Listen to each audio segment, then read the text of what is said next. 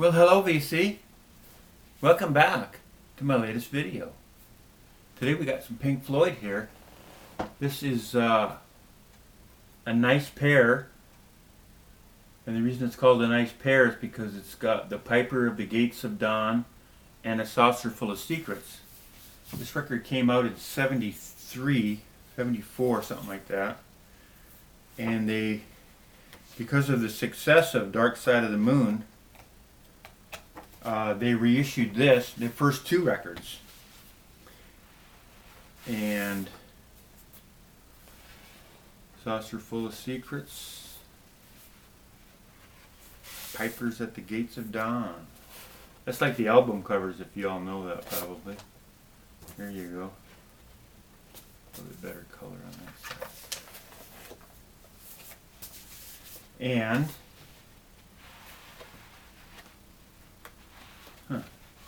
oh, of course, yes, they're here. Nice black Odeon labels.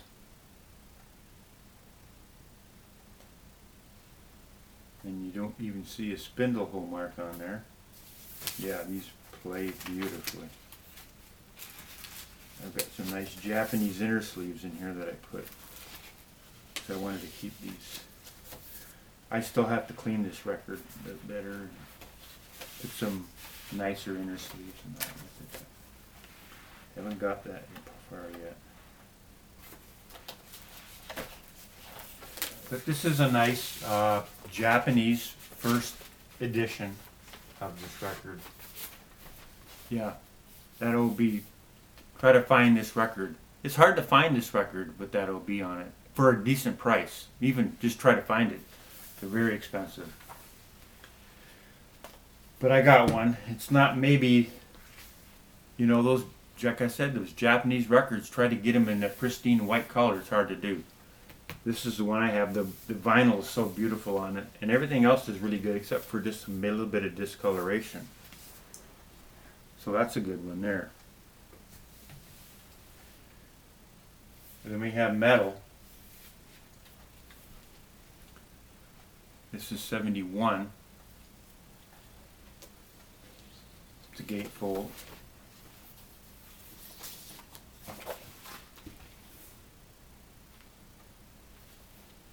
Again, it's on the black Odeon label, and this has really got a nice high gloss cover on it. Nice and thick, first edition. Comes with a book. Got a little insert. And got a little story about this record. I bought this record probably 10 years ago. Not this exact one. My first time I bought a Japanese original pressing of it. It's about 10 years, I guess, maybe a little bit more. And I was buying some other records from this one seller in Japan, and he had one of these. And I got it for like $15 because it was beat up. The cover, everything about it was wore out. Especially the vinyl, the record. I mean, the whole label was spindle hole marks on both sides. You couldn't even hardly read the labels. It was just spindle hole marks everywhere on it. And the records themselves were, I mean, you put it under the bright light, it was just like scratches everywhere on the record. You wouldn't think it would be worth anything. But you put that record on and you played it and you couldn't hear it. You couldn't hear anything. It sounded beautiful. It sounded a little bit wore out a little bit, but I didn't hear any surface noise on the record. That was unbelievable. But I always thought about those Japanese cats back in 71, 72, whenever they were listening to that record. And what were they doing that they could never get that joker to go on the spindle hole that they were bouncing around on there so much? And listen to this over and over and over again. Wow. So, yeah. But now I've got this one. And it's basically got, you know, the pristine vinyl, really nice cover. I don't have the OB on it, but that's what I have. Really, and that sounds so good, that old black Odeon label on those records sound fantastic. Now this is Obscured by Clouds, and it's the next one that came out. And This is a German pressing that I've got. I had I think a USA press before. This is 72, this came out. And this is a German press on the Harvest label. It's original German pressing. You know, Harvest is one of those records, or Obscured by Clouds, is one of those records I haven't really listened to it very much. You know, you put it on, you listen to it, it's like, well, you know, it's okay, I guess. But I just never really have, I need to give it a more of a listen, I guess. And then, of course, you have Amagama and Adam Hart Mother. Now, you know, I've had those records. I've had a couple different versions of them over the years. And, you know, I never played them. I just never really got into them. Now, Adam Hart Mother has one song on it that's pretty good. The rest of it's like, I even had a Japanese red vinyl of that one. Didn't make the purge. You know, they're not like this. They're not good like this. Is an amazing record right here. And this is the Pro Use series for you folks that don't know. This is the ultimate Dark Side of the Moon. This is a Japanese half-speed master. And my goodness gracious, it's a phenomenal sounding record. Toshiba, EMI, they did a great job. Now this one, this version of the record, it comes with a kind of a book in it. But I bought it used. I didn't get a book. But, you know, not the first time I had this record. No. I've had many versions. I did get the insert. I've got the insert with it. And I have the poster. Hang on a minute.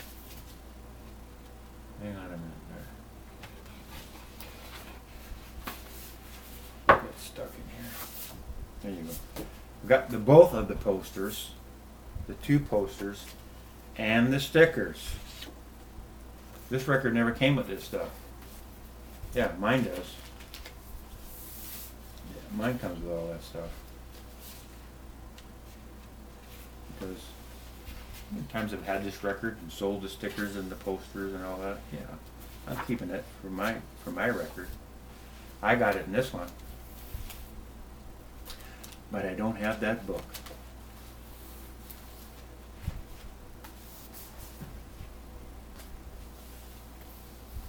And then this is the reissue, the 2012 EMI reissue. I've had the CBS Half-Speed Master. Had that for quite a long time.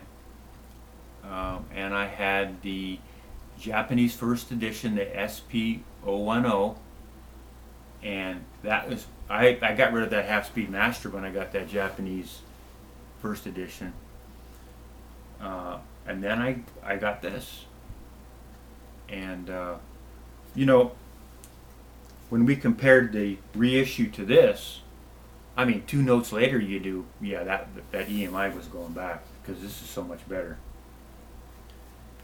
But this one now, after a couple of listens, I thought this had a little bit more of a master tape sound to it. That's what I remember thinking, and I kept this. Animals, another Japanese first edition, great sounding record. It's one of my favorite, you know, this is one of my favorite, well, you know, they're all my, if I have them, I love them. You know, that's how I roll. The label, and this is kind of cool. You don't see this every day, this insert here. And it's got a nice big, thick inner sleeve in it.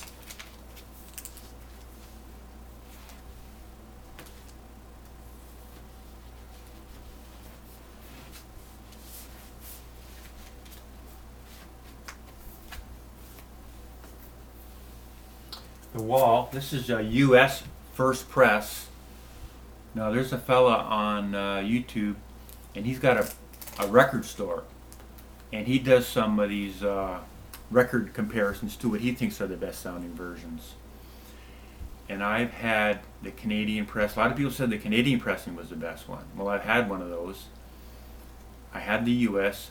I had a Japanese first edition, and I had one pressed in the Netherlands, in Holland. That Holland press was fantastic. I really thought the Holland press was the best one I had. And then when the new EMIs were coming out, I sold all those ones I had, and I didn't have anything. Well, the fella on his channel, and he's got a stereo to kill for. I mean, his stereo's about 10 times more than mine costs. And he says the U.S. first press is one sounds best. So hey, I lucked out. What was in the closet? Yeah, this was. I found it in there, and I'm keeping it for my collection. And now David Gilmour. This is his solo record. Very good record. And it's on the CBS Sony label from '78. So that's another really good, kind of on the Pink Floyd vein record. David Gilmour, his first one. I'm not big on this second one, but I like this one. I think this one's really good. Okay, now I've had a lot of people asking me, Ron, you must have a lot of great Rush records. Well, for one, I used to have Hemispheres. I don't have it anymore. I had it on that Canadian red vinyl, which is kind of rare, but the whole cover was ringware and everything. I got it, at a used record store, or I don't know where I got it, maybe at a garage sale, but I got rid of that thing. I'm gonna get a new one. I'm probably gonna get the reissue of that. And here's Moving Pictures. This is a Canadian first edition, and it's got the big thick inner sleeve in it, almost as thick as the record.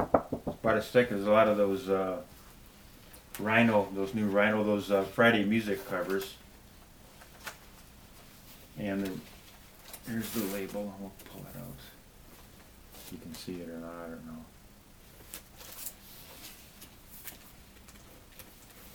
But I did a comparison of this and the new reissue made by Abbey Road Studios, and those Abbey Road, they did that at a direct metal master where they cut, instead of cutting a lacquer, they cut a piece of copper, and they use that.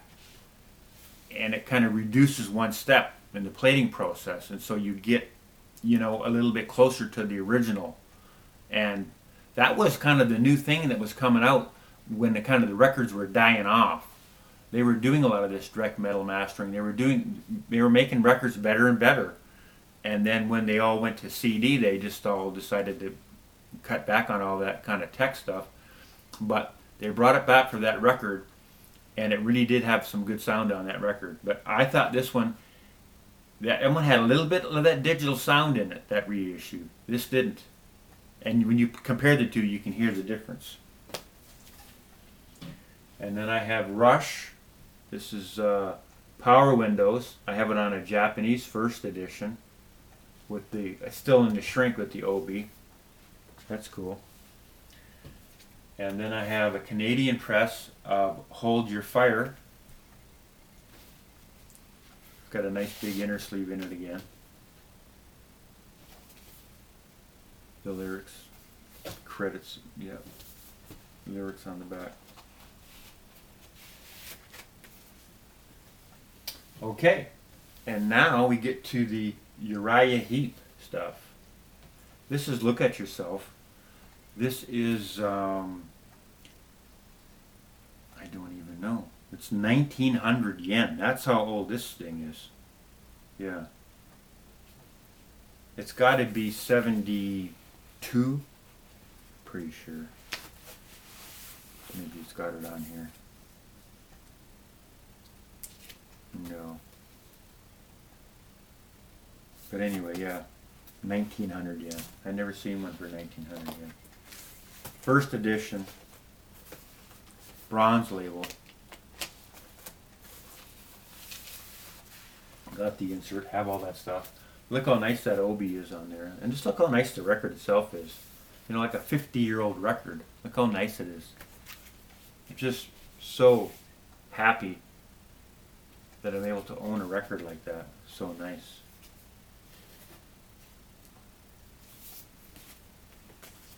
And then I have The Magician's Birthday. Same thing. This is 72. This is now 2,000 yen. And really, really nice record. Again, look how nice it is. It's like brand new, this thing. 50-year-old record. It's like brand new.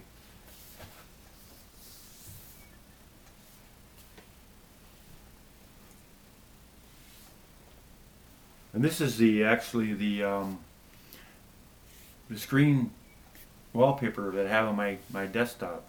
This is the wallpaper that I have on there right now. Roger Dean artwork, you know. Uriah Heep had likes Roger Dean too. They had the Roger Dean artwork. And the interesting thing on this, the insert has some more of that Roger Dean artwork. And this photo has actually got a little bit better detail of the Roger Dean artwork that's on the front cover. It's a little bit better detail on that photograph than on the front cover. I thought that was pretty cool. And of course, sound is amazing on them. And of course, try to find these things. They're not super rare, but they're very, there's hardly any out there. You won't go in any store in the United States and find this. You have to go on eBay, maybe Discogs, and you're going to have to get it out of Japan. There's just so few of these. Look how nice that is. That's what I'm talking about. And okay, we have Demons and Wizards. Again, Roger Dean artwork on here. And this is the Back on Black reissue from a few years ago on 180 gram vinyl. And the nice thick covers. Not super thick, but they're nice. And it's on white vinyl. Like I said, it's 180 gram. And they must have used the original master tape or something, because these records sound phenomenal. It's like those Hawkwind records that I have. On the double record they did like this, that Back on Black from the UK. This is a UK press. Sounds really, really good. Really happy with that. Then you have Very Heavy, Very Humble. That's the first one, 1970. And that's a really nice condition as well. This is original UK press right here. Very nice record.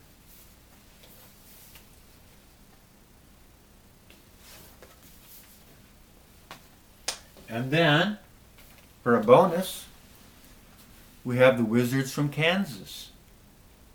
This is a great, I used to have this on an original promo. It was on a Red Mercury label, but it was a promo. And it was pretty, pretty rough. So they reissued it here a number of years back, and I picked it up. And here's that Mercury label like I'm talking about. And this one sounded better than that promo even sounded. They did a nice, this was back when they weren't doing digital records yet. They reissued them, they were actually better. So that's going to conclude the video for today. I hope you enjoyed it, and thanks for watching. Bye-bye.